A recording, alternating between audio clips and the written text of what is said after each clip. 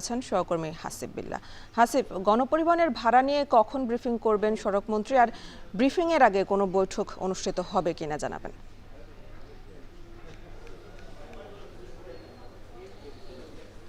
গতকালকে মূলত বৈঠক হয়েছে, সেখানে গতকালকে উপস্থিত ছিলেন বাস মালিক পরিবহনের নেতারা, বিআরটি এর কর্মকর্তারা, এছাড়া মন্ত্রী ছিলেন, মন্ত্রণালয়ের কর্মকর্তারা ছিলেন। এবং তারপরে আজকে আর কোনো বৈঠক হবার সম্ভাবনা নেই। মূলত তারপরে বৈঠকের পর মন্ত্রী ঊর্ধ্বতন দায়িত্বশীল পর্যায়ে কথাবার্তা বলে মূলত আজকে একটি সিদ্ধান্ত জানাবেন, যেটি মূলত 12:10 একটি ব্রিফিং হওয়ার কথা। তবে কিছুক্ষণ পরে আরও ব্রিফিং শুরু হতে আরও কিছু সময় লাগবে। আমরা অপেক্ষায় রয়েছে গণমাধ্যম কর্মীরা।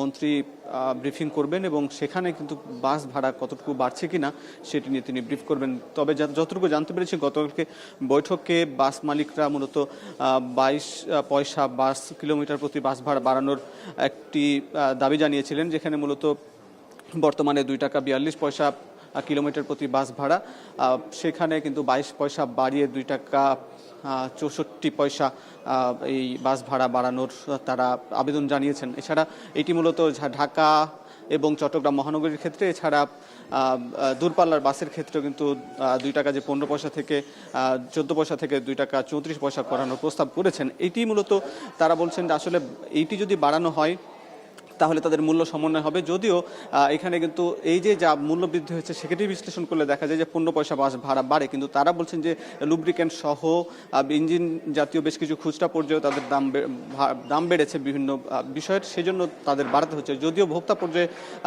সাধারণ মানুষ বলছেন যে এটি কিন্তু বাড়ানো হলে আসলে সেটি তাদের অনেক ভাড়া বেড়ে যাবে এবং আসলে যখন ভাড়া বাড়ে কিন্তু তারপরে আর কমে না। সুতরাং এটি কিন্তু বোঝা বয়ে বেড়াতে হবে সাধারণ যাত্রীদের। এজন্য সরকারের কাছেও তারা কিন্তু আবেদন জানিয়েছিলেন যে যেন বাস ভাড়ার ন্যূনতম সেটি যেন মূল্য নির্ধারণ করা হয় যৌক্তিকভাবে। তবে এই ছিল বিষয় সেটি মন্ত্রী মূলত ব্রিফিং করে সেটি জানাবেন। এই ছিল সচিবালয় থেকে সবশেষ খবর। আজই চূড়ান্ত হতে পারে গণপরিবহনের ভাড়া, খবরে জানাচ্ছিলেন সহকর্মী হাসিব বিল্লাহ।